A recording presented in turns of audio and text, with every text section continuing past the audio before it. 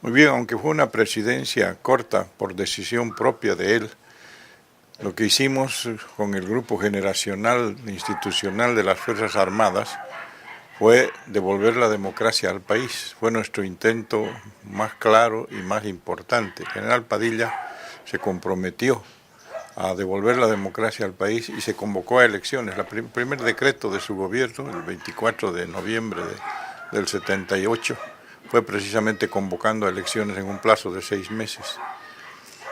Para eso tuvimos que vencer una serie de obstáculos. Por ejemplo, en esa elección fue por primera vez que se usó la papeleta multicolor y multisigno, una innovación frente al proceso tradicional que había de papeletas por partido que se prestaba al fraude. Para evitar el fraude hicimos nosotros una elección a la cabeza del general Padilla precisamente cambiando esas reglas, encontrando mucha resistencia en los partidos, particularmente los dos MNRs que habían, que era el MNR de Paz y el MNR de Siles.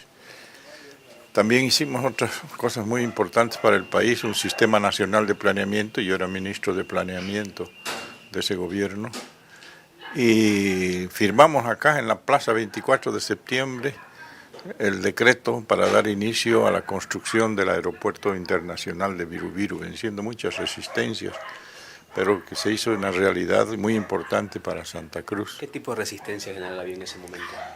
La Paz no quería perder, por supuesto, tener el aeropuerto más importante, pero las características técnicas de Viru y sus posibilidades de que los aviones salgan con toda su capacidad desde acá, convirtieron pues a Santa Cruz en el principal aeropuerto de Bolivia, ¿no? Fue una persona muy importante entonces, ¿no? Sí, un hombre muy serio y muy responsable en el sentido de la democracia. Él creía firmemente en la democracia, había conocido al presidente Paz Estenssoro y al presidente Siles, fue su edecán de los dos. Y siendo presidente él, convocó a elecciones y los dos candidatos eran precisamente ellos, los dos principales candidatos. Ahora, lo que debe recordar la opinión pública es que nosotros cumplimos, los militares, con la cabeza del general Padilla cumplimos, hicimos una elección transparente, sin candidato nuestro, y los que nos fallaron fueron los partidos políticos, porque ahí se produjo el empantanamiento que se llamó, que ninguno como no hubo una mayoría absoluta, tenía que el Congreso elegir entre los más votados, entre los candidatos más votados, y no hubo eso.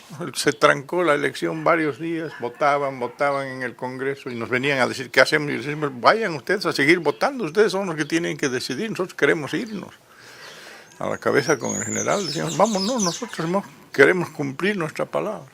Al final los políticos acordaron una cosa que fuera al margen de la Constitución, que fue elegir un presidente constitucional e interino, al doctor Guevara, que no duró, pues eso provocó todavía un par de años más de inestabilidad en el país. Que que los partidos hubieran cumplido como debían, desde entonces hubiéramos tenido una democracia funcionando. ¿Usted personalmente cómo lo recordará al general?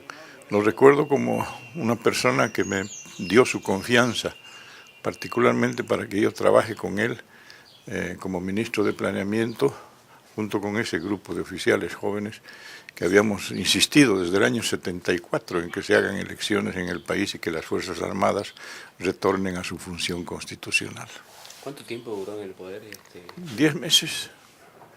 10 meses, pero fructíferos en el sentido de que hicimos que el país entienda que debía encaminarse a un proceso democrático serio. ¿Santa Cruz principalmente se benefició entonces del aeropuerto con su gestión, con el decreto? Evidentemente, Santa Cruz se inició en Viru.